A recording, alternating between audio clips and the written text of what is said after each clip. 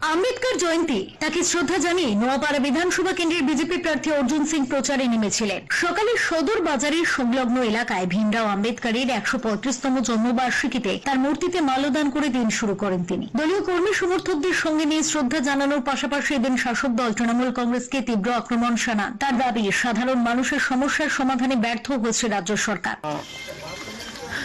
সারা ভারতবর্ষের মানুষ ডক্টর বাবা সাহেব ভীমরাও আম্বেদকর আমাদের সংবিধান রচয়িতা বাবা সাহেব ভারতবর্ষের সংবিধানকে একটা সমান জায়গা দিয়েছেন। এখানে প্রত্যেকটা ব্যাপারে ওনার একটা ভিউজ ছিল। সমাজ দেশ তখনই এগোতে পারে যখন সমাজের সমস্ত বর্গের মানুষ একটা লেভেলে আসবে, একসঙ্গে থাকবে, একটা জায়গা থাকবে, একটা সংবিধানে আন্দোলন।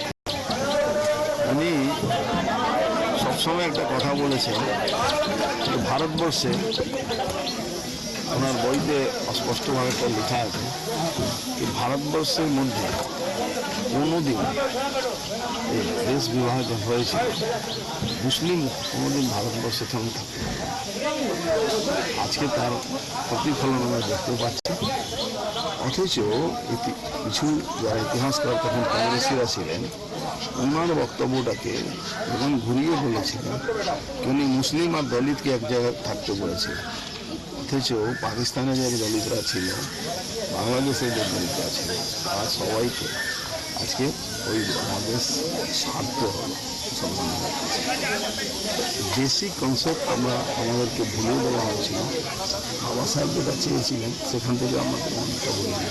তো ধন্যবাদ জানাবো মোদীজিকে, ইতিহাসটা মানুষের সামনে রাখতে পেরেছে। এরপর এলাকায় জনসংযোগ কর্মসূচিতে অংশ নিয়ে স্থানীয় বাসিন্দাদের সঙ্গে কথা বলেন বিজেপি প্রার্থী। তাদের নানা সমস্যার কথা শোনেন, সমাধানের আশ্বাস দেয়। এদিন মহিলাদের উপস্থিতি ছিল চোখে পড়ার মতো। অনেকেই জানান অর্জুন সিংকে পাশে পেয়ে তারা আশাবাদী। লাগাতার প্রচারে সাধারণ মানুষকে অভয় দেওয়ার বার্তার পাশাপাশি পাশে থাকার বার্তাও দিচ্ছেন অর্জুন সিং। দিনভর নোয়াপাড়ার বিভিন্ন প্রান্তে আম্বেদকরের মূর্তিতে মাল্যদান করেন অর্জুন সিং। সব মিলিয়ে শ্রদ্ধা নিবেদনের মধ্য দিয়ে ভোট প্রচারে নতুন বার্তা দেওয়ার চেষ্টা করলেন বিজেপি প্রার্থী। Bureau report, channel 10।